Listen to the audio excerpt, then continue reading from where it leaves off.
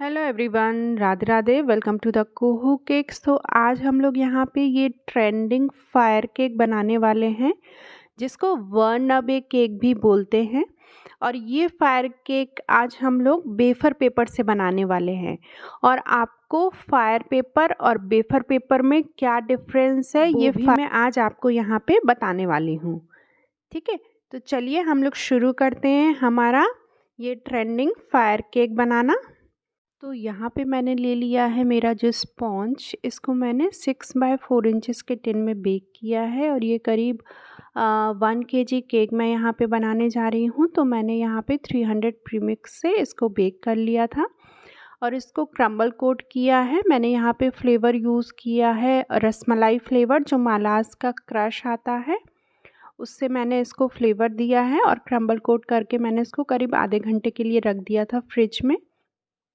और उसके बाद अब मैं यहाँ पे इसकी आइसिंग कर रही हूँ। तो आइसिंग के लिए मैंने जो क्रीम में कलर ऐड किया है वो टर्क्वाइश कलर है। 1-2 ड्रॉप मैंने उसकी ऐड की है इसमें, जिससे इस तरीके का लाइट एक ग्रीनिश ब्लू कलर आया है यहाँ पे। और अब क्रीम को हम केक के चारों तरफ फैला देंगे इस तरीके से।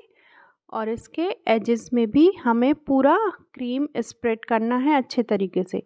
बिकॉज़ क्या होता है कि जो हम राउंड शेप का केक बनाते हैं, आइसिंग करते हैं वो, और रेक्टेंगल या स्क्वायर शेप का आप जब केक बनाते हो तो उसकी आइसिंग में बहुत डिफरेंस होता है। आप राउंड तो बहुत आसानी से हो जाता है, बट अगर हम ये रेक्टेंगल के या फिर स्क्वायर शेप का जो आइसिंग करते हैं केक की, उसमें हमें जो एजेस हैं वो बहुत अच्छे से क्लियर करनी होती हैं। उनकी एजेस को हमें ध्यान में रखते हुए इसकी आइसिंग करनी पड़ती हैं। ठीक है, तो मैंने यहाँ पे एजेस को एकदम शार्प बनाने के लिए स्क्रैपर का यूज़ किया है। आपको जो एजेस हैं उन पे स्ट्रेट स्क्रैपर को घुमाना है, कहीं से भी राउंड नहीं करना है, ताकि जो आपके कोने हैं, चारों कोने, वो एकदम क्लियर आपके शेप में आएँ। ठीक है, इस तरीके से आपको करना होगा। और थोड़ा सा टाइम लगता है आपको जब आप इस तरीके केक की आइसिंग करते हैं कंपैरेटिव टू जो राउंड शेप केक। तो हमने यहाँ पे देखिए कितने अच्छे से इसको स्मूथ कर लिया है, एजेस को भी हमने कितने अच्छे से इसके शार्प कर लिया है। चलिए अब बात आती है हमारे वेफर पेपर की, जब हम इसको फायर पेपर के लिए यूज़ करते हैं। तो वैसे तो आइडियली आपको जब हम फायर केक बनाते हैं तो आपको फायर पेपर यूज़ करना चाहिए। जी हाँ, फायर पेपर और वेफर पेपर ये दोनों अलग अलग होते हैं। आपको जनरली फायर पेपर का यूज़ करना चाहिए, बट मेरे पास अभी यहाँ पे फायर पेपर अवेलेबल नहीं था, इसीलिए मैंने यहाँ पे वेफर पेपर का यूज़ किया है। और सोचा कि चलो आपको थोड़ा सा बता भी दूँगी मैं इसके बारे में। तो जब भी आप वेफर पेपर का यूज़ करते हैं फायर केक के लिए, तो आपको इस तरीके की कोई भी फ़ोटो या फिर जो भी आपने केक बनाया है उसको आपको पूरा कवर करना बहुत ज़रूरी है। आप इस तरीके की फ़ोटो लगा दीजिए या फिर कुछ भी शीट आप इस केक के ऊपर लगा दीजिए, आपको उसको कवर करना बहुत ज़रूरी है। वो क्यों, मैं आगे आपको बताती हूँ। तो देखिए ये है वेफर पेपर, ये वेफर पेपर है, इसको हम लोग खा भी सकते हैं, ये एडिबल होता है। एक तरफ से ये खुरदुरा होता है, दूसरे तरफ से ये एकदम स्मूथ होता है। वेफर पेपर के टॉपर्स भी आपने देखे होंगे जो मिलते हैं केक के ऊपर लगाने के लिए, ये बिल्कुल सेम वही वेफर पेपर है। वेफर पेपर को हम फायर केक में भी यूज़ करते हैं।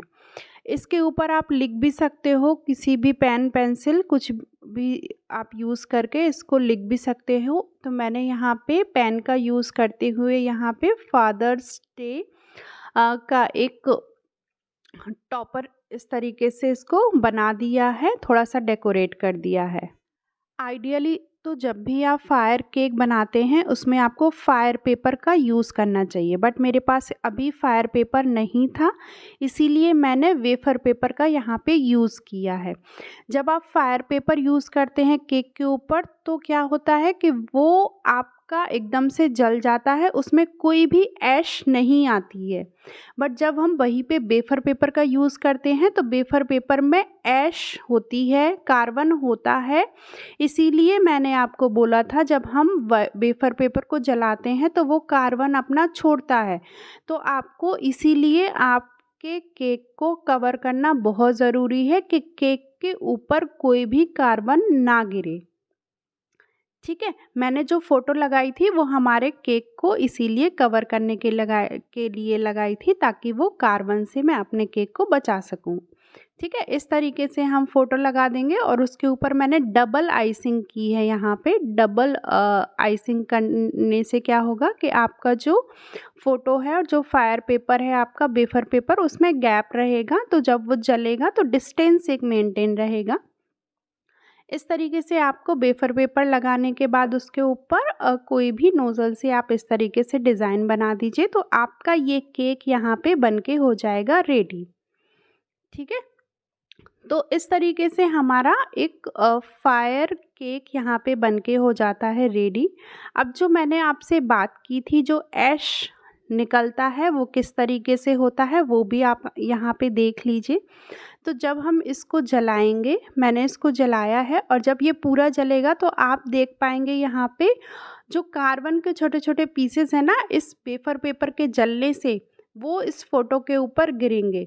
तो ये केक के ऊपर डायरेक्टली ना गिरे इसीलिए मैंने इसको कवर किया था और ये फ़ोटो यहाँ पे लगाई थी। तो ये दो इफेक्ट देगा, एक तो जलने के बाद ये फ़ोटो दिखेगी और हमारा केक जो है वो इन कार्बन से बच जाएगा।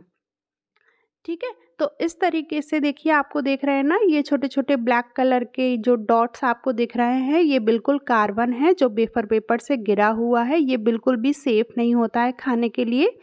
तो जब भी आपको इसको खाना है, यूज़ करना है, इस केक को सर्व करना है, तो आपको जो एजेस पे जितनी भी सारी क्रीम है उसको हटा देना है, इस फ़ोटो को हटा देना है और उसके बाद ही आपको केक को सर्व करना है।